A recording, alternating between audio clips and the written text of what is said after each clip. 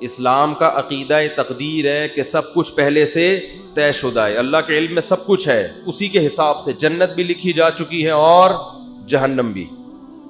یہ اسلام نے بیان کیا.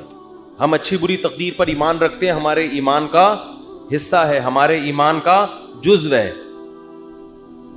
اس پر غیر مسلم کہتے تھے کہ جب سب کچھ پہلے سے ہے تو قرآن کہتا ہے یہ ابھی بھی کہتے ہیں، اور موت کے بعد جب ان کو اللہ عذاب دے گا تو اس وقت بھی کہیں گے کہ اگر اے اللہ تو چاہتا تو ہمیں زبردستی سیدھے راستے پہ بولو لے آ سکتا، اور ہمیں جنت میں جانا ہی نہیں تھا، تو جب جانا ہی جہنم میں تو جا رہے ہیں، تو ہمیں سزا کیوں دے رہا ہے؟ اس میں ہمارا قصور کیا ہے؟ قرآن نے کیا کہا؟ قل هل عندکم من علم فتخرجوه لنا، تمہیں پہلے سے یہ علم تھا کہ تم نے جہنم میں جانا ہے؟ اگر تھا تو لے آؤ. جواب سمجھ میں آیا؟ یہ جواب نہیں، یہ قرآن سوال کر رہا ہے جس کا اب تک جواب، یہ میں اس کو ذرا آسان انداز میں سمجھاتا ہوں. قرآن نے تو آسان میں، لیکن عربی میں ہے نا، تو میں اس کو اردو میں آسان انداز میں سمجھاتا ہوں. بہت سے لوگ تقدیر کے عقیدے کی وجہ سے کہتے ہیں کہ بھائی جب ہماری قسمت میں گناہ لکھا ہوا ہے، قسمت میں ہر چیز لکھی ہوئی ہے، صرف عمر نہیں لکھی ہوئی کتنا زندہ رہنا ہے، ایک ایک پکوڑا آپ کی قسمت میں لکھا ہوا ہے. حقیقت بتا دوں کہ کتنا کھانا ہے کتنا نہیں کھانا، ایک ایک سموسہ لکھا ہوا ہے، کیونکہ اللہ کا علم تو کامل ہے نا، اللہ کو تو سب پتا ہے کس نے کتنے پکوڑے کھانے ہیں کتنے نہیں کھانے، کس نے معذرت کے ساتھ کتنی شادیاں کرنی ہیں کس نے نہیں کرنی، کس کے کتنے بچے ہوں گے کس کے نہیں ہوں گے، کس کے بیٹے ہوں گے کس کی بیٹیاں ہوں گے، سب کچھ، کون جنت میں جائے گا اور کون جہنم میں جائے گا، کون فلاں موقع پہ گناہ کرے گا کون فلاں موقع پہ نیکی کرے گا، ایک ایک چیز پہلے سے طے شدہ ہے.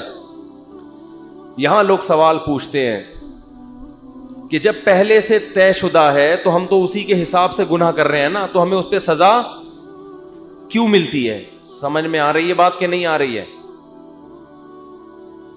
تو اس کا قرآن کیا کہتا ہے کہ طے شدہ ہے مگر تمہیں پتا نہیں ہے. تم تو یہ سوچ کے کر رہی ہوتی ہے نا اپنے پورے اختیار سے، اپنے مکمل اختیار سے جرم تم کر رہے ہوتے ہو. دیکھو کسی کو پہلے سے پتا ہو کہ میں نے فلاں موقع پہ فلاں بج کے اتنے منٹ پر چوری کرنی ہے، پہلے سے پتا ہے کہ اللہ نے میری تقدیر میں یہ بولو نا لکھا ہوا ہے. اب آپ کو پتا ہے یار تقدیر کبھی ٹلتی نہیں ہے، ہفتے کے دن دوپہر 2:03 پر میری تقدیر میں لکھا ہے کہ میں مسجد سے چپل چوری کروں گا. آپ جاؤ 2:03 پہ مسجد سے چپل چوری کرو. اللہ جب آپ کو قیامت کے دن پکڑے سزا دے چوری پہ تو آپ کہنا اللہ مجھے پہلے سے پتا تھا، میری تقدیر میں لکھا ہوا تھا، میں نے لوح محفوظ دیکھ لی تھی. تو اللہ آپ کو سزا نہیں دے گا، کیونکہ اللہ نے خود کہا ہے کہ لوح محفوظ میں جو چیز لکھی ہوئی ہے وہ چینج نہیں ہو سکتا. اللہ میں تو مجبور تھا، مجھے پتا تھا، میں نہیں بھی کرتا تو مجھے تقدیر کھینچ کے لاتی اور میں چپل چوری کرتا. لیکن آپ کو پہلے سے پتا نہیں ہوتا. جب پتہ نہیں ہوتا تو آپ اپنے اختیار سے کر رہے ہوتے ہیں. سمجھ میں آ رہی ہے بات؟ اپنے اختیار سے جا رہے ہوتے ہیں، اپنے اختیار سے چپل چوری کر رہے ہوتے ہیں، اپنے اختیار سے پکڑے جاتے ہیں. اس کی مثال اور آسان کر کے، ایک دن کیا ہوا، زید نے بکر کا قتل کر دیا. زید نے کیا کیا؟ بکر کو قتل کر دیا. ہفتے کے دن 2:03 پہ آپ نے زید کو پکڑ لیا، بیٹا تو نے بکر کو قتل کیا ہے، ہم تجھے کیا کریں گے؟ قتل کریں گے سزا کے طور پر. زید کہتا ہے دیکھو بکر کی تو عمر اتنی تھی، بکر نے اس سے زیادہ زندہ نہیں رہنا.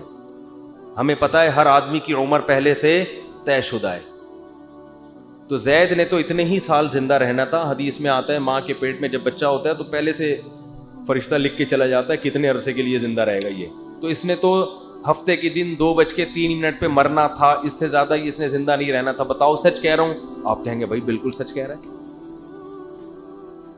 لیکن آپ اس بیس پہ زید کو چھوڑ دو گے؟ آپ بولو گے کہ یہ بات اللہ کو پتہ تھی، کسی اللہ کے علاوہ کسی کو پتہ نہیں تھی. تیری نظر میں تو وہ ابھی زندہ رہنے والا تھا، تو نے تو اپنے اختیار سے جا کے اس کو 2:03 پہ قتل. یہ تو قتل کے بعد پتا چلا ہے کہ اس نے زندہ رہنا تھا، تجھے تھوڑی پتا تھا. اگر زید کی سمجھ میں یہ دلیل نہ آئے نا اور کہے نہیں نہیں نہیں میں نے تو مارنا ہی تھا، تو آپ زید کو بولے ٹھیک ہے پھر ہم تجھے قتل کرتے ہیں. اور جب تیرے وارثین آ کے پوچھیں کہ کیوں مارا تو ہم کہیں گے اس لیے کہ اس کی عمر اتنی ہی تھی, اس نے اس دن اتنے بج کے اتنے منٹ پہ مرنا ہی تھا. یہ دلیل زید اپنے خلاف کبھی بھی نہیں مانے گا, دوسرے کے خلاف مانے گا. تو اللہ فرماتے ہیں کہ تم جو دلیل اپنے خلاف نہیں مان رہے, دوسرے کے خلاف کیسے مان رہے ہو, اور میرے خلاف کیسے مان رہے ہو؟ کیونکہ جب انسان گناہ کرتا ہے تقدیر میں تو لکھا ہوا ہوتا ہے, مگر لکھنے سے پہلے اس کو نہیں پتا ہوتا کہ یہ لکھا ہوا ہے. کرنے سے پہلے وہ اپنے اختیار سے کر رہا ہوتا ہے, اسی پہ اس کو قیامت کے دن سزا ملے گی. اور جب سزا ملے گی تو وہ کہے گا اللہ تو لکھا ہوا تھا. اللہ کہے گا ہل عندکم من علم, پہلے سے پتا تھا کہ لکھا ہوا ہے. اور اگر اب بھی کسی کے سمجھ میں نہ آئے تو پھر ہر چیز لکھی ہوئی ہے نا, صرف گناہ تھوڑی, کھانا پینا بھی لکھا ہوا ہے. صبح ناشتہ چھوڑ دو, آپ صبح کا ناشتہ چھوڑ دو. بیگم پراٹھا بنا کے لائی, چائے بنا کے لائی, نہیں کھاؤ. بیگم لکھا ہوا ہوگا تو حلق میں اترے گا. بیگم کہے گی کم بخت, یہ کھانے کے بعد پتا چلے گا کہ لکھا ہوا تھا یا نہیں لکھا ہوا تھا, کھانے سے پہلے نہیں پتا چلے گا. لیکن آپ نے کہا نہیں لکھا ہوا ہوگا تو اڑ کے میرے پیٹ میں جائے گا, اور آپ چلے گئے آفس, دوپہر لنچ کا ٹائم ہو گیا تو پتا چلے گا کہ آپ کی تقدیر میں پراٹھے لکھے ہوئے نہیں تھے. تو اس بیس پہ تو پھر ہر چیز اسی اصول پہ گزارے نا. دنیا میں پیسے بھی نہیں کمائے کہ لکھے ہوئے ہوں گے تو مل جائیں گے, نہیں لکھے ہوئے ہوں گے تو نہیں ملیں گے. ٹرک آ رہا ہے, اس کے سامنے آ کے کھڑا ہو جائے, بھائی تقدیر میں لکھا ہوا ہے کہ اس نے مجھے اسٹیکر بنانا ہے. کراچی میں جو ٹرک ہے نا وہ کچلتے نہیں ہیں, اسٹیکر بناتے ہیں. اتنے بھاری بھاری ٹرک ہوتے ہیں, ان کے ٹائر کے نیچے اللہ نہ کرے کوئی بندہ آ جائے, لاش بھی نہیں ملتی اس کی. تو اب ٹرک کے سامنے آ جاؤ ہے بھائی, اور بولو بھائی لکھا ہوا ہوگا تو مروں گا. اور واقعی جس کی تقدیر میں نہیں لکھا ہوا ہوتا ٹرک کے سامنے آگے بھی مرتا نہیں ہے, کچھ ہو جاتا ہے کچھ نہ کچھ, لیکن آپ کبھی ٹرک کے سامنے نہیں آتے. تو جو آدمی زنا کر رہا ہے, یار تقدیر میں لکھا ہوا ہوگا تو بچ جاؤں گا, نہیں لکھا ہوا ہوگا تو اس کو بولو تو ٹرک کے سامنے بھی آ جا, تقدیر میں لکھا ہوا ہوگا تو مرے گا, نہیں لکھا ہوا ہوگا تو نہیں مرے گا. ہمیں پہلے کچھ نہیں پتا, اسی پر امتحان ہے, آزمائش اسی پر ہے. اللہ کو تو پتا ہے سب کچھ, ہمیں نہیں پتا. اگر ہمیں بتا دیتا پھر آزمائش ختم, پھر ہم نہ زندگی کی فکر کرتے نہ کھانے کی فکر کرتے. میں بیٹھا رہتا, بھائی بیگم مجھے آج پتا ہے, میں نے لوح محفوظ میں جھانک کے دیکھا ہے کہ میری تقدیر میں 4 شادیاں. پراٹھوں سے زیادہ مزے کی مثال کون سی ہے؟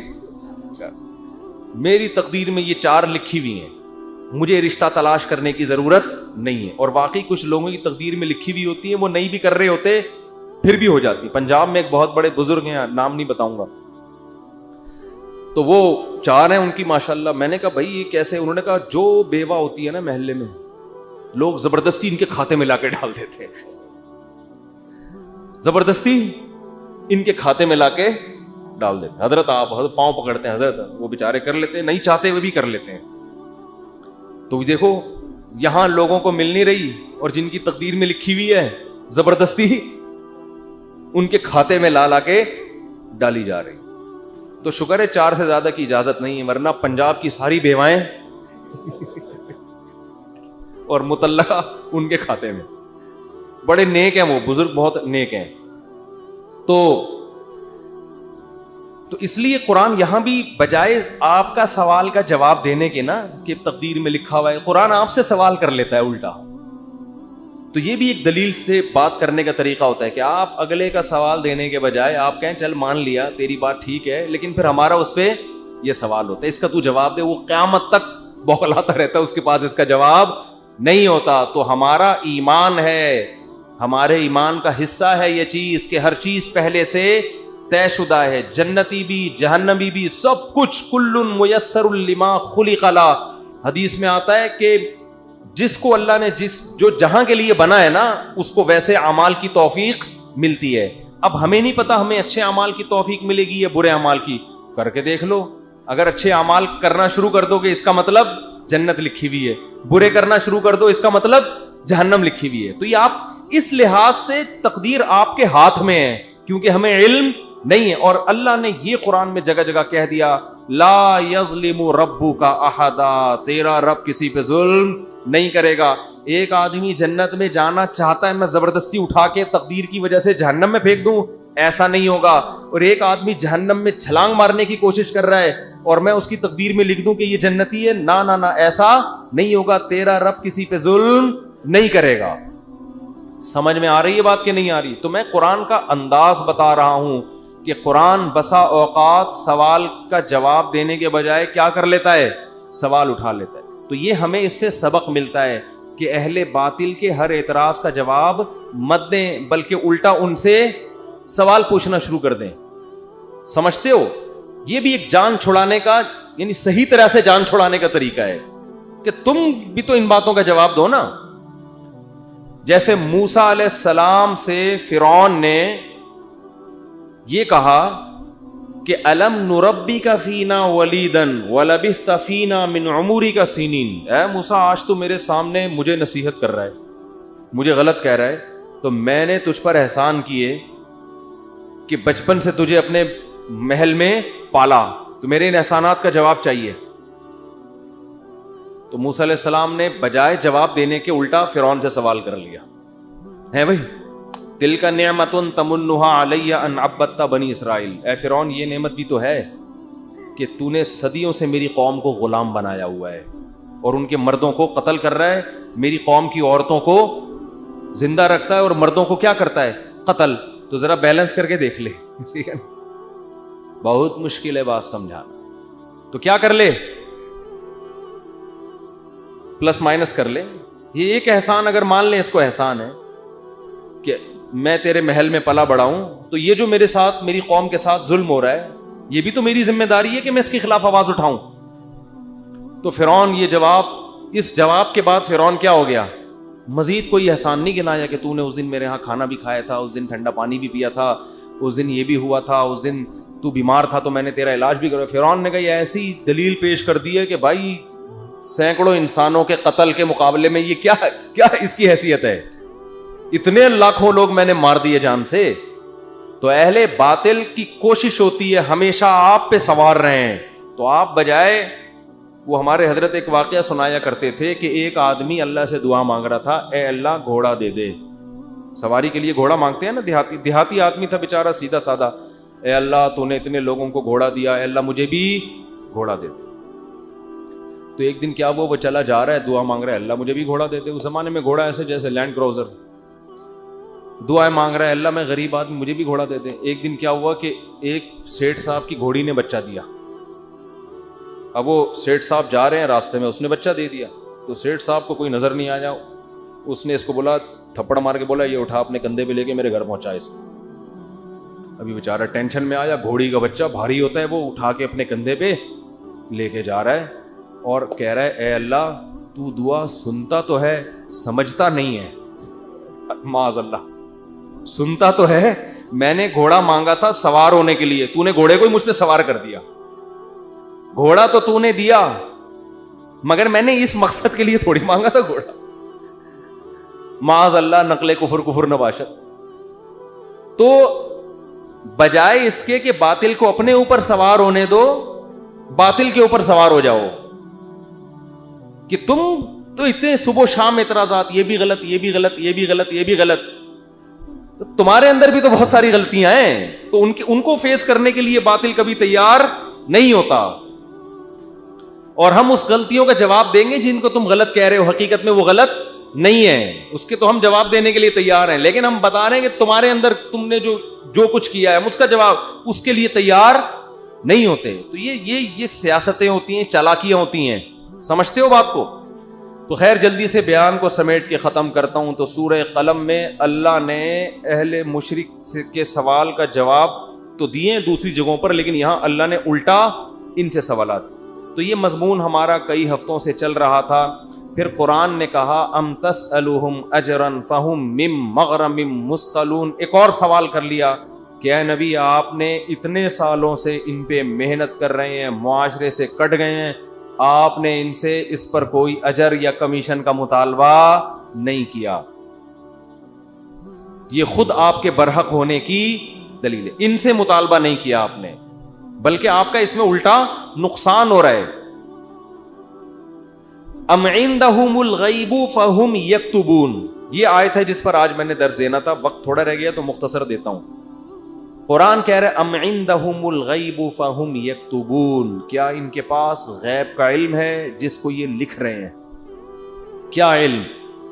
یہ خوش فہمی کا شکار ہیں. دیکھو جتنے بھی لوگ جو مذہب کو فالو نہیں کر رہے، حقیقت میں وہ اس خوش فہمی میں مبتلا ہیں کہ ہمیں کچھ بھی ہونے والا نہیں ہے. جیسے ہماری حالت اچھی ہے، ہمارا فیوچر بھی ایسا، یا تو مر کے ختم ہو جائیں گے، اور اگر مل بھی گیا تو کوئی برا نہیں، ہم کو برے تھوڑی ہیں، ہم کوئی برے تھوڑی ہیں. تو اللہ نے اس کا جواب دیا کہ کیا ان کے پاس فیوچر کا علم ہے؟ پہلے سے مستقبل کے بارے میں کبھی بھی بات کی جائے گی تو علم کے بغیر نہیں کی جا سکتی. کوئی آدمی کہہ رہا ہے نا فیوچر میں ایسا ہونے والا ہے، تو آپ اس سے دلیل پوچھیں گے آپ کو کس نے بتایا؟ وہ تانے بانے ملائے گا، صغرے کبرے ملائے گا، تو پھر اس کے بعد اگر وہ ایسے ہی کہہ رہا ہے کل یہ ہو جائے گا، پرسوں یہ ہو جائے گا، دیکھو مستقبل کے بارے میں یہ کہوں کہ کل پیر ہے تو یہ بھی فیوچر کی خبر ہے. آپ اس میں مجھ سے یہ پوچھ سکتے ہو کہ کیا دلیل ہے؟ میں کہوں گا دلیل یہ کہ آج کیا ہے؟ اتوار ہے. یہاں دلیل ہے، یہاں میرے لیے یہ دعویٰ کرنا درست ہے کہ کل کیا ہے؟ پیر ہے. لیکن اگر میرے پاس دلیل نہیں ہے اور میں کہوں کہ کل جو ہے وہ کل دنیا میں 3000 آدمی مر جائیں گے ایک ہی کسی حادثے میں، تو لوگ پوچھیں گے بھائی کیا دلیل ہے کسی حادثے میں 3000 آدمی مر جائیں گے؟ اب میرے ذمے کیا ہے؟ میں کہوں وہ ویسے ہی میرا ذوق کہہ رہا ہے، تو یار کوئی مانے گا کوئی؟ اچھا عجیب بات یہ ہے کہ روحانی عاملوں کی یہ باتیں مان لیتے ہیں لوگ. میں یہ کہوں نا کل 3000 آدمی ایک حادثے میں، اللہ نہ کرے مرے ہیں، میں ایک مثال دے رہا ہوں، تو لوگ کہیں گے کہاں سے پتا چلا؟ لوگ کہیں گے بھائی جھوٹ بول رہے، اس کو کس نے بتایا؟ یا تو قاتلوں سے تعلقات ہیں جس نے مارنے کا ارادہ کیا ہے، ایسا بھی نہیں ہے تو یہ ہوائی بات ہوگی.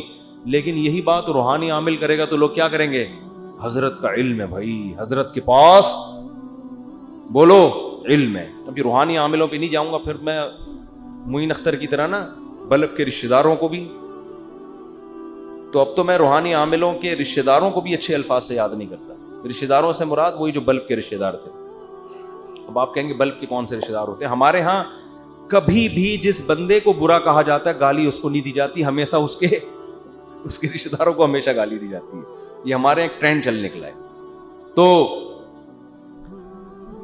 تو قرآن کہتا ہے کہ ام عندہم الغیب فہم یکتبون. کیسے دیکھو ہمیں جھنجھوڑ رہا ہے قرآن کہ تم اپنے بارے میں کیوں فرض کر کے بیٹھے ہوئے ہو کہ تمہیں کچھ بھی ہونے والا نہیں ہے، تمہیں سزا نہیں ملے گی. یہ تمہیں کس نے بتایا ہے؟ فاصبر لحکم ربک ولا تکن کصاحب الحوت. جب نبی یہ مطالبے کرتے تھے تو پھر بھی آگے سے کوئی رسپانس نہیں ملتا تو انسان کو بے انتہا تکلیف ہوتی ہے کہ کن پتھر دل لوگوں سے واسطہ پڑا ہے. تو قرآن کہتا ہے فاصبر، اے نبی آپ کیا کرو؟ صبر کرو. ولا تکن کصاحب الحوت، مچھلی والے یونس کی طرح جل باز مت بنو. حضرت یونس علیہ السلام کی قوم نے بھی یہی سلوک کیا، لیکن یونس علیہ السلام چاہتے تھے جلدی سے فیصلہ ہو اور اپنی قوم کو چھوڑ کے نکل گئے. تو اللہ نے اس پہ آپ کی تنبیہ کی. تو آپ بھی اے نبی جل بازی مت کریں. تو یہ نبی کے ذریعے سے ہمیں بھی بتایا جا رہا ہے کہ آپ حق کی دعوت دیتے رہیں، اور یہ نہ دیکھیں کہ یہ جو اللہ کے نافرمان لوگ ہیں، جو حق کو نہیں ماننے والے لوگ، وہ پھر بھی پھل پھول رہے ہیں. اس ٹینشن میں مت آؤ، کیونکہ اللہ انصاف کرتا ہے مگر اس میں دیر ہوتی ہے، اندھیر نہیں ہوتی. وہ لے گا انتقام. ان کو اپنے حال پہ چھوڑ دو. یہ اللہ کی حکمت اسی کا تقاضا کرتی ہے، چھوڑ دیا جائے اپنے حال پہ. آج جو اہل حق ہے نا ان کو بہت تکلیف ہوتی ہے کہ جب یہ ہم صحیح بات کر رہے ہیں لیکن آگے جواب جو مل رہا ہے وہ کیا مل رہا ہے؟ الٹا. کوئی مان کے نہیں دے رہا. تو اللہ فرماتے ہیں وَلَا تَكُنْ كَصَاحِبِ الْحُوتِ إِذْ نَادَى وَهُوَ مَكْظُومٌ. یونس علیہ السلام نے جل بازی کی اور بالآخر اللہ کی طرف سے ان کو دنیا میں تنبیہ ہوئی ہے، سزا ملی ہے. اور وہ سزا کیا ملی؟ اذ نادا وہو مخزوم. مچھلی کے پیٹ میں گئے، غم سے گھٹ رہے تھے اور اللہ کو پکارا. فنادا فی الظلمات اللہ الہ الا انت سبحانک انی کنت من الظالمین. اے اللہ تیرے سوا کوئی عبادت کے لائق نہیں. غلطی کس کی ہے؟ میری غلطی ہے, میں نے اپنی جان پہ ظلم کیا. تو اللہ نے کیا کیا؟ مچھلی کے پیٹ سے نکال لیا. دیکھو یونس علیہ السلام نے اللہ کے حکم پہ کتنا عرصہ تبلیغ کی, قوم نے نالائقی کی, پھر بھی نہیں مانے. سزا بجائے قوم کو ملنے کے کس کو مل رہی ہے؟ بولتے کیوں نہیں؟ الٹا حضرت یونس علیہ السلام کو مل رہی ہے سزا.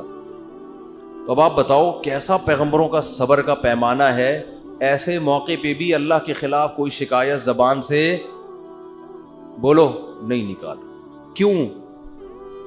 اللہ یونس علیہ السلام کے عمل میں ہمیں بتا رہے ہیں کہ دینداری کا یہ مطلب نہیں ہے کہ تم اچھے بنو گے تو اللہ کی نوازشیں آنا شروع ہو جائیں گی. دینداری کا مطلب یہ کہ جو اللہ کا کام ہے وہ اس کو کرنے دو. تمہارا کام ہے عاجزی انکساری, بس میں ہی غلط, صحیح ہو کے بھی کون غلط؟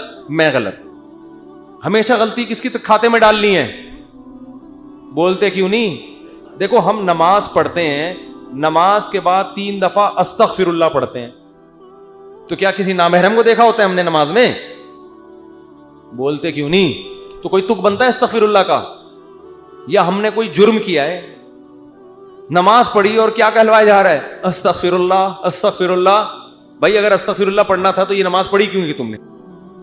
ہمیں یہ بتایا جا رہا ہے کہ تم نیکی کر کے بھی کیا سمجھو جیسے تم نے گناہ کیا ہے. کیسے گناہ؟ نماز گناہ نہیں ہے بھائی. تم یہ کہو اے اللہ جس طرح سے پڑھنی چاہیے تھی اس طرح سے نہیں پڑھی میں نے, تو نیکی کر کے بھی کہا جا رہا ہے کہ ہم غلط ہیں. ہم نے اللہ جو پڑھنی تو ہمیں معاف کر دے, ہم سے نہیں ہوئی صحیح, ہم سے کام کیا ہو گیا؟ غلط ہو گیا. مجھے یاد ہے 25-30 سال پرانا قصہ ہے, چھوٹا بچہ تھا میں اس وقت. ایک تبلیغی جماعت میں نا ایک صاحب کے سال پہ سال لگ رہے تھے, پوری دنیا میں وہ ان کے سفر ہوئے, بڑا انہوں نے وقف کیا ہوا تھا اپنے آپ کو تبلیغی جماعت کے لیے. تو میرا ان سے ٹاکرا ہو گیا, وہ مجھے سمجھانے لگے جماعت میں نکلو سیرو سے, جیسے تبلیغ والے کرتے ہیں. مجھے پتا تھا یہ بہت ہی پرانے کھیڑو ہیں اور ان کی تو زندگیاں گزر گئی ہیں اس کام میں. میں نے کہا ماشاء اللہ اللہ نے آپ سے بڑا کام لیا ہے تبلیغ کا. کہتے ہیں ہاں میں نے بہت بگاڑا ہے تبلیغ کے کام. کہہ رہے ہم تو کام بنانے والے نہیں, کس میں ہم تو بگاڑنے. کہہ رہے میں تو بگاڑ ہی رہا ہوں جب سے. مجھے ان کا یہ اسٹائل بہت اچھا لگا. یعنی اپنے آپ کو کہہ رہے ہیں کہ تبلیغی جماعت میں اگر کوئی خرابی ہے تو وہ کس کی وجہ سے ہے؟ بولو. وہ اپنے بارے میں کہہ رہے ہیں وہ کس کی وجہ سے؟ مجھے نہیں کہہ رہے تھے, اپنے بارے میں کہہ رہے تھے. وہ کس کی وجہ سے؟ میری وجہ سے. کہہ رہے ہم کام بنانے والے نہیں بلکہ بگاڑنے والے ہیں. اب کوئی فسادی ہوتا تو کہتا ہے جب بگاڑنے والا تو کر کیوں رہا ہے پھر ہمیں؟ یہ تو اس نے خود کہا ہے, اپنی زبان سے بولا ہے کہ ہم بگاڑنے والے ہیں. یوٹیوب پہ کلپ ڈالتا ہے, یہ دیکھو خود. تو مجھے ان کی یہ تواضع پسند آئی. میں نے کہا دیکھو یہ بیچارہ صبح و شام اس کام میں لگا رہتا ہے, مگر یہ کہہ رہا ہے جو تبلیغ کا کام پھیل رہا ہے اس میں جو برکتیں ہو رہی ہیں وہ میرے علاوہ لوگوں کی وجہ سے ہو رہی ہیں, اور جو خرابی آ رہی ہیں وہ کس وجہ سے ہو رہی ہیں؟ وہ ساری میری وجہ سے ہو رہی ہیں. تو آج مارکیٹ میں یہ چیز کیا ہے؟ شارٹ. ہر اچھا کام میں نے کیا, برا کام ستار بھائی نے کیا. ستار بھائی نہ ملے کہیں مجھے. ایک دن ایک فون آیا, میں نے فون اٹھایا, کون؟ کہنے ستار بھائی بات کر رہا ہوں. ارے میں نے کہا بیٹا یہ مجھے نہیں چھوڑے گا, یہ کہے گا مفتی صاحب بہت تم نے جو ہے نا, لیکن وہ شکر ہے ایسی کوئی بات تھی نہیں. تو جنات کا دیکھ لو, قرآن مجید میں آتا ہے کہ جب نبی صلی اللہ علیہ وسلم نے تبلیغ کا کام شروع کیا نا, تو جنات بھی کی ایک جماعت نے نبی کے قرآن کی تلاوت سنی اور جا کے اپنی قوم کو انہوں نے تبلیغ کرنا شروع کی. تو تبلیغ کا انداز دیکھو جنات کا, کیونکہ ہدایت مل گئی تھی ان کو, مسلمان ہو گئے تھے. تو تبلیغ کیسے کر رہے ہیں کہ بھئی دیکھو دنیا میں کوئی بڑا کام ہوا ہے, ہمارا آسمانوں پہ داخلہ بند ہو گیا, انا لا ندری ہمیں نہیں پتا, اشر ارید بمن فی الارض کہ جو اللہ نے محمد صلی اللہ علیہ وسلم کو دنیا میں بھیجا اور شیاطین کا اوپر جانے کا سیٹ اپ بند کر دیا, ہمیں نہیں پتا کہ زمین والوں کے ساتھ شر کا ارادہ, کیونکہ بعض دفعہ اللہ پیغمبروں کو بھیجتے ہیں حجت تمام کرنے کے لیے تاکہ حجت تمام ہو اور پوری قوم کو تباہ کر دیں, تو شر بھی ہوتا ہے نا اس میں. کہہ رہے ہیں انا لا ندری ہمیں نہیں پتا, اشر ارید بمن فی الارض کہ جو لوگ زمین میں رہتے ہیں ان کے ساتھ برائی کا ارادہ کیا گیا ہے, ام اراد بہم ربہم رشدا یا ان کے رب نے ان کے ساتھ بھلائی کا ارادہ کیا ہے. اسٹائل نہیں سمجھ میں آیا میرا خیال ہے. دیکھو جملہ یہ ہونا چاہیے تھا کہ ہمیں نہیں پتا یہ جو کچھ ہو رہا ہے ہمیں نہیں پتا کہ رب نے ان کے ساتھ برا چاہا ہے یا اچھا چاہا ہے. اصل میں تو یہ ہونا چاہیے نا. لیکن جنات کیا کہہ رہے ہیں؟ آج کل تو انسان اتنے سمجھدار نہیں ہے جتنے اس زمانے کے جنات سمجھدار تھے. جنات یہ نہیں کہہ رہے کہ ہمیں نہیں پتا کہ اللہ نے انسانوں کے ساتھ برائی کا ارادہ کیا ہے یا اچھائی کا. یا تو یہ کہنا چاہیے تھا, یا جنات کو بالکل اس کے الٹ کہنا چاہیے تھا کہ ہمیں نہیں پتا کہ زمین والوں کے ساتھ برائی کا ارادہ کیا گیا ہے. کر کون رہا ہے یہ نام نہیں لے رہے, ہم ہائی لائٹ نہیں کر رہے. انسانوں کے ساتھ برائی کا ارادہ کیا گیا ہے یا اچھائی کا ارادہ کیا گیا. دونوں پیسو وائس ہوتے ہیں. ایکٹیو پیسے کا فرق تو پتا ہوگا نا بھائی. اس نے مارا ہے, وہ مارا گیا ہے. جب ہم کہتے ہیں ہی از کلڈ, وہ مارا گیا ہے, تو مارنے والے کو ہم شو نہیں کر رہے ہوتے. فاعل کا نہیں پتا ہوتا, سبجیکٹ کا نہیں پتا ہوتا کہ مارنے والا ہے کون. سمجھ میں نہیں آ رہی.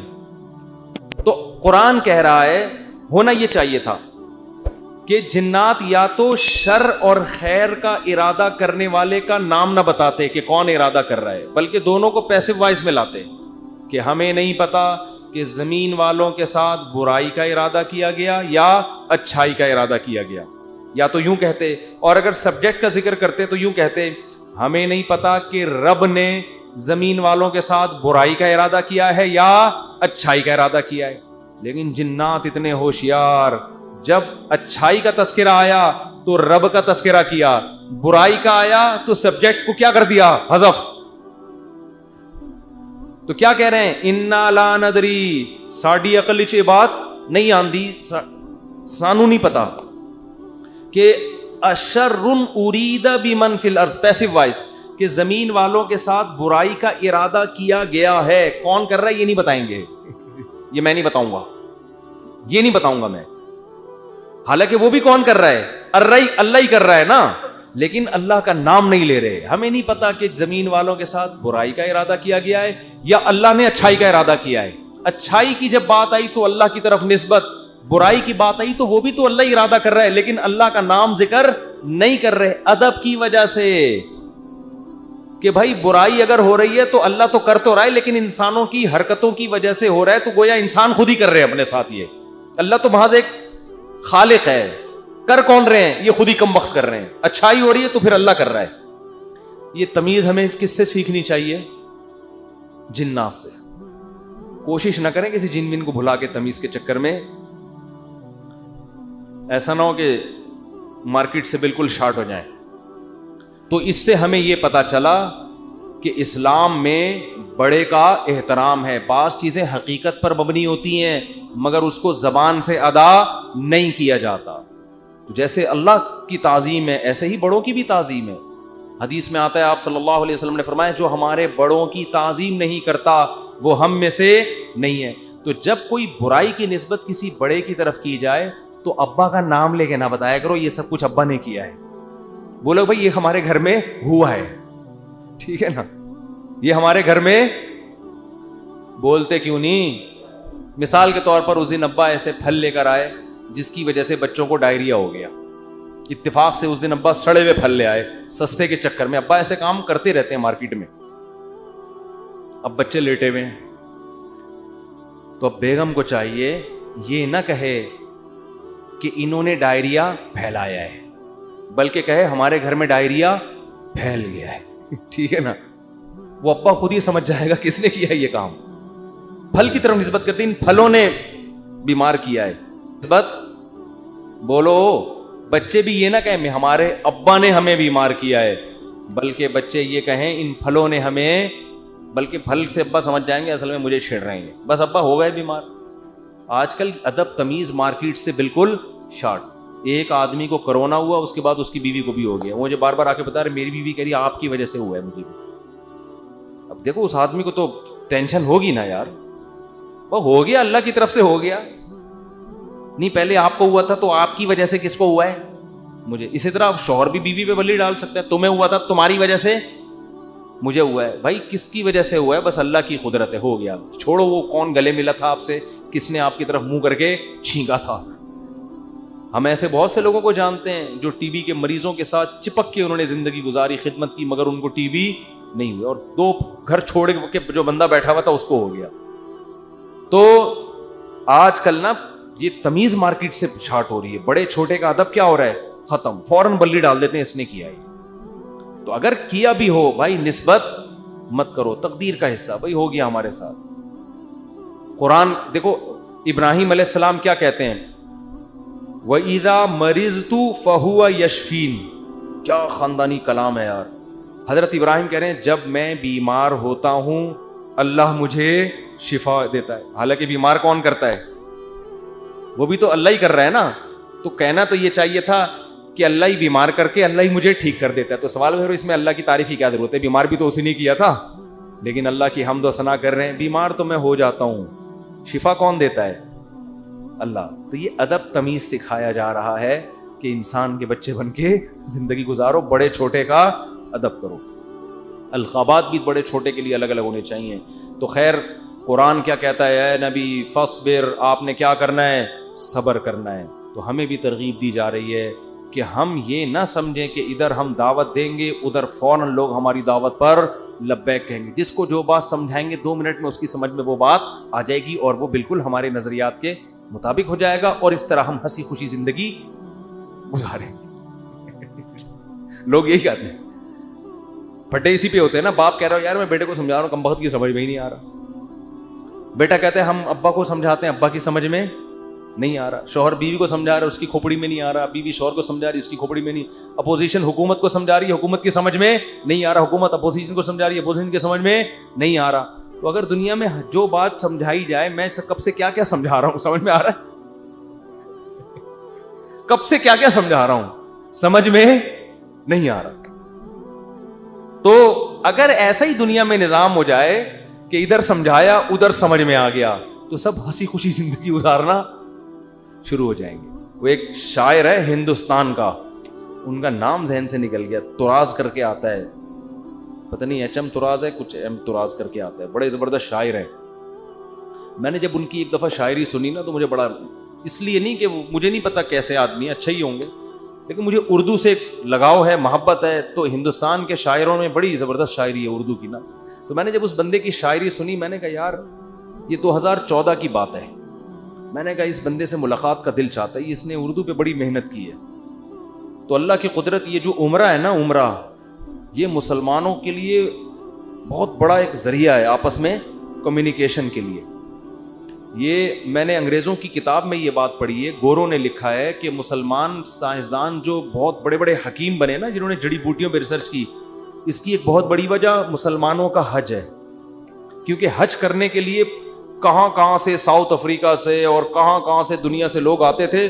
وہ پیدل جنگلوں سے گزرتے اور اس میں جڑی بوٹیوں پہ تحقیق کرتے تھے. آپ ذرا حکیموں کی, پرانے حکیموں کی کتابیں پڑھیں نا, ایسے ایسے جڑی بوٹیوں کے خواص لکھے ہیں. آدمی کہتے ہیں انہوں نے ان کو یہ پتہ کہاں سے چلی. تو وہی حج اور عمرے سے جو مسلمانوں کے سفر ہوئے ہیں, پھر مختلف ملکوں کے لوگ آ کے عمرے میں ایک دوسرے سے ملتے ہیں, ایک دوسرے کی تہذیبیں سیکھتے ہیں, سکھاتے ہیں. یہ مسلمانوں کے لیے یہ بہت بڑا ایک ذریعہ بنا ہے. یہ بیت اللہ جو ہے نا, یہ مسلمانوں کو آپس میں کنیکٹ کرنے کا صدیوں سے ایک بہت بڑا ذریعہ ہے. یہاں کے ترکی, پاکستانی, انڈونیشیا سب آ کے کیا ہوتے تھے, مل جاتے ہیں. تو میری خواہش تھی, میں نے کہا یار کبھی ان سے سلام دعا ہو جائے تو اچھا ہے, خوشی ہوگی. تو وہ میں نے ویسے ہی, انڈیا کے کچھ لڑکے بیٹھے ہوئے تھے بیت اللہ میں, عمرہ کیا ہم نے. میں نے کہا یار وہ ایک شاعر ہے, انہوں نے کہا اتفاق سے عمرہ کرنے آیا ہوا ہے. میں نے کہا میری ملاقات کرا دو. تو مجھے نہیں پتا تھا وہ مجھے جانتے ہیں. تو جب ملاقات ہوئی, انہوں نے کہا میں تو آپ سے خود بہت دنوں سے ملنے کا مشتاق, آپ کے بیان سننے بڑا مزہ آتا ہے. اس وقت میرے آڈیو بیان ہوتے تھے. تو بات کیا کر رہا تھا میں, تو ان کا ایک شعر تھا, شعر ہی بھول گیا. شعر کا ایک جملہ مجھے یاد ہے, کیونکہ ہم ہر چیز آدھی یاد کرتے ہیں نا. وہ ابتدائی عشق میں دل ہوا یوں خراب آدھا والا شعر کی وجہ سے. تو اس نے کہیں اپنی محبوبہ کا, شاعر نے تذکرہ کیا ہوگا کہ وہ کہیں چلی گئی, یوں ہو گیا, ٹینشن میں آ گیا. تو اس نے لکھا یہ انہونی نہیں ہوتی تو پھر ہونے کو کیا ہوتا, یہ انہونی نہیں ہوتی تو پھر ہونے کو. یعنی دنیا میں کچھ عجیب سے کام ہوتے ہیں تو پھر ہوتا ہے نا کچھ نہ کچھ, تو آدمی انجوائے کرتا ہے کچھ ہوا ہے. یعنی اگر شاعر کا تخیل بیان کر رہا ہوں, ایسا نا آپ اس شاعر کو کہیں کون سی معشوقہ تھی تمہاری مارکیٹ سے شارٹ ہو گئی, مفتی صاحب نے ہمیں بتایا, شاید ہم پولیس بھیج کے. اس شاعروں کا کلام کا کچھ بھی مطلب نکالا جا سکتا ہے. محبوبہ کے بجائے کچھ وسیم بھائی کو ڈال دو, ستار بھائی کو ڈال دو, وہ ٹینشن نہیں ہے. شاعر کے کلام کو کبھی الفاظ کو نہیں پکڑا جاتا, اس میں ہر آدمی اپنے حساب سے اس کا مفہوم بیان کر رہا ہوتا ہے. تو ہم نے اس کو اپنے حساب سے اس شعر کو لیا کہ دنیا میں کچھ ہونے کے لیے کچھ انہونیوں کا ہونا بولو ضروری ہے. سمجھ رہے ہو؟ دیکھو بعض لوگ کچھ کر کے موسٹ وانٹیڈ بن جاتے ہیں تو وہ اسی کو انجوائے کرتے ہیں, کہتے ہیں اگر یہ نہ ہوتا تو ہم موسٹ وانٹیڈ, وہ کیا ہے, بدنام جو ہوں گے تو کیا نام نہ ہوگا. نام پیدا کرنے کے لیے بدنام ہونا بھی ضروری ہے. تو اس نے کہا یہ انہونی نہیں ہوتی تو پھر ہونے کو کیا ہوتا. تو میں یہ کہہ رہا ہوں اگر یہ ٹینشنیں دنیا میں نہ ہو تو ہونے کو کچھ ہو ہی نہیں. آپ نے بیگم کو بات سمجھائی, سمجھ گئی. اس نے آپ کو سمجھایا, آپ کی سمجھ میں فوراً آ گیا کہ یہ کیا کہہ رہے. آپ نے اپنے بچے کو ایک دن کچھ سمجھایا, اس کی سمجھ میں فوراً آ گیا. تو گالیاں ہوتی دنیا میں پھر کوئی بلب کے رشتہ داروں کو گالیاں دیتا؟ بولو نا. تو خیر اور شر کا مقابلہ کیا ہو جاتا؟ ختم. پیغمبر امتیوں کو سمجھاتے, 2 منٹ میں بات سمجھ میں آتی. نبی آ کے سمجھاتے, بھئی یہ 360 بت پتھر کے بنے ہوئے تم نے رکھے ہوئے, یہ غلط ہیں. کہتے ہیں او اچھا, یہ تو بالکل صحیح کہا آپ نے. ہم اپنے ہاتھوں سے اپنے خدا کو بناتے ہیں, یہ بننے میں ہمارے محتاج, تو بھلا یہ ہماری مدد کیسے کریں گے؟ بات تو کلیئر تھی نا 2-4 کی طرح, مگر ان کی کھوپڑی میں نہیں آئی ہے. 10,000 کا لشکر لے کے مکہ پہ حملہ ہوا ہے, خون بہے ہیں, لو عورتیں بیوہ ہوئیں, بچے یتیم ہوئے. اتنی سی بات سمجھانے کے لیے 23 سال کی ٹینشن ہے, پھر جا کے بھی سمجھ میں پھر بھی نہیں آئی. پھر مکہ فتح ہوا تو نبی نے بیت اللہ کے اندر 360 بت گرائے اپنے ہاتھوں سے, وہ بھی طاقت کے زور سے سمجھ میں آئی ہے, ورنہ پھر بھی نہیں آئی. اگر یہ حملہ نہ ہوتا تو آج تک 360 بت رکھے ہوئے ہوتے, آپ دلائل میں مناظرہ ہی کر رہے ہوتے, بحث ہی کر رہے ہوتے, کسی کی کھوپڑی میں نہیں آتی بات. تو بھائی اتنی بڑی حقیقت جب بحث سے کسی کی کھوپڑی میں نہیں آئی تو آپ کی بیگم آپ کی فرما بردار کہاں سے بن جائے گی؟ کیونکہ آگے اس کے پاس بھی دلائل ہوتے ہیں سمجھانے کے لیے. آپ اس کو جب سمجھاؤ گے شوہر کے یہ حقوق ہیں تو کہے گی کہ صرف شوہر ہی کے ہیں, بیوی کے نہیں ہوتے. اب کیا جواب دو گے آپ؟ اب یا تو 10,000 کا لشکر لے کے سسرال پہ حملہ کرو, یہی ہوگا. 10,000 کا لشکر لے کے کیا کرو؟ سسرال پہ حملہ کرو, اپنے حقوق پاس کرواؤ. ایسا نہیں ہوگا. تو بس یہی ہے کہ آپ نے سمجھایا, نہیں سمجھ میں آیا. اس نے سمجھایا, آپ کی سمجھ میں نہیں آیا. ہنسی خوشی زندگی گزارو. بولو یہ انہونی نہیں ہوتی تو پھر ہونے کو کیا ہوتا. تو اس لیے دنیا میں جو بھی ہو رہا ہے نا, اپنی ذمہ داری پوری کرو, اپنا الو سیدھا رکھو. جو اپنی ذمہ داریاں پوری کرو, باقی جو ہو رہا ہے ہونے دو, ٹھیک ہے نا. حکیم الامہ حضرت مولانا اشرف علی تھانوی رحمۃ اللہ علیہ ایک بات بہت زیادہ فرمایا کرتے تھے کہ جو چیز اختیار میں ہے اس میں سستی نہ کرو, جو اختیار میں نہیں ہے اس کی ٹینشن مت لو. اولاد بگڑ گئی, بھائی آپ نے کوشش کی سمجھانے کے, کنٹرول میں نہیں ہے, چھوڑ دو یار.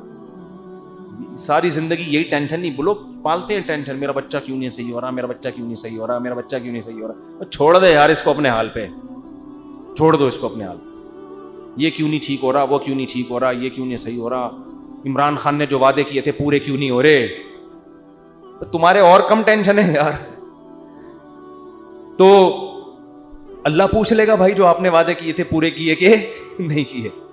تو جو کام اپنی ذمہ داری میں, حتیٰ کہ کسی نے ان سے پوچھا کہ حضرت میرا نماز میں دل نہیں لگتا, خیالات منتشر رہتے ہیں.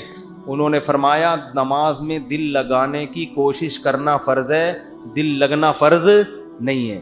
کوشش کرو, لگے ٹھیک ہے, نہیں لگے تو بھی ٹھیک, ہمارے اختیار میں نہیں ہے بھائی. جب نماز میں دل نہ لگنے کی بھی ٹینشن, کیونکہ اللہ نے کبھی ایسی بات پہ اللہ آپ کو نہیں پکڑے گا جو آپ کے اختیار میں نہیں. ہمارے جامعہ دارالفتہ میں حضرت مفتی رشید احمد صاحب کے ایک مرید تھے کیا ہیں ابھی بھی, تو وہ نماز میں ان کو نیند بہت آتی تھی, ویسے جاگتے رہتے تھے, ادھر نیت باندھی سو گئے, ادھر نیت باندھی کھڑے کھڑے سو رہے ہوتے تھے, سردے میں گئے اٹھ ہی نہیں رہے, کونی مار کے اٹھاتے تھے ان کو, اڑو بھائی. اور ویسے ٹھیک ٹھاک پھر رہے ہیں. وہ تھے بڑے نیک, ان کو فکر تھی یار نماز میں دل لگانا چاہتا ہوں, اور نمازیں بھی ماشاءاللہ بہت پڑھتے تھے, تہجد کے پابند, لیکن جب کھڑے ہوئے سو جاتے. تو ایک دن انہوں نے لکھا کہ حضرت میں ٹینشن میں آ گیا ہوں, میں نماز میں ادھر نیت باندھی اور ادھر آنکھ لگ گئی. فرمایا کوئی ٹینشن لینے کی بات نہیں ہے, نماز کا بھی پورا ثواب مل رہا ہے بھائی, نماز کا بھی پورا ثواب اور نیند کے بھی مزے, کیونکہ یہ آپ اپنے اختیار سے یہ نہیں کر رہے, یہ غیر اختیاری ہے. جان کر کوئی خراٹے لے رہا ہے نا کم بخت نماز میں کھڑا ہوا ہے اور آنکھیں بند کر کے کوشش کر رہا ہے کہ میں سو جاؤں, یہ غلط ہے. بھئی آپ جاگنے کی کوشش کر رہے ہو پھر بھی نہیں جاگتے, کوئی ٹینشن کی بات نہیں ہے, اس سے نہ کوئی درجات میں کمی آئے گی. آج بہت سے لوگ کہتے ہیں نماز میں مزہ نہیں آ رہا, ہم کو نماز میں مزہ نہیں آ رہا. بھئی مزہ تو بریانی کھانے میں آئے گا مسالے والی, اس میں اگر نہیں آ رہا مزہ تو ڈاکٹر کو بتائیں پیٹ میں کوئی. پشاور میں گئے اور چپلی کباب کھانے کا مزہ نہیں آیا تو یہ پشاور کا فالٹ نہیں ہے, یہ آپ کے پیٹ کا فالٹ ہے. آپ چائے کے عادی ہو, آپ کوئٹہ اور چمن میں بھی آپ کو چائے پینے میں مزہ نہیں آیا تو چائے کا فالٹ نہیں ہے, آپ کو غلط چائے پینے کی عادت پڑ گئی. سٹوں کی بھی بات بتاؤں چھوڑو رہنے. تو اسی طرح یہ تو بریانی ہے مسالے والی, نماز مزے کے لیے تھوڑی ہے, بریانی ہے مزے کے لیے. نماز تو عبادت ہے, آپ نے پراپر طریقے سے اپنی ذمہ داری پوری کرنی ہے. کبھی انسان کی طبیعت میں نشاط ہوتا ہے, بڑا مزہ آ رہا ہوتا ہے نماز میں, آنسو نکل رہے ہوتے ہیں, کبھی طبیعت میں ٹینشن ہوتی ہے, تو آپ اپنی ذمہ داری پوری کرو, ان چکروں میں مت پڑو کہ مزہ آ رہا ہے یا نہیں آ رہا. سمجھتے ہو کہ نہیں سمجھتے؟ اللہ تعالیٰ عمل کی توفیق